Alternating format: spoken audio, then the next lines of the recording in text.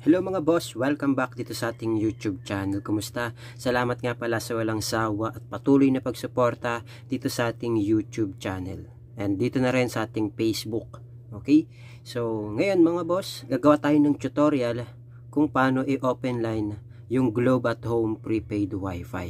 Okay? So, yung version po nito, okay, sa mga nagtatanong, ang version po nito ay ZLT S10G 2.00. Okay, so kung meron po kayong ganitong unit o ganitong model, ZLT S10G 2.00. Okay, so kapag ahead na dito, halimbawa 311 or 2 point something, so not sure kung kaya niya rin gawin to. Basta kailangan yung unit nyo ay ZLT S10G na 2.00.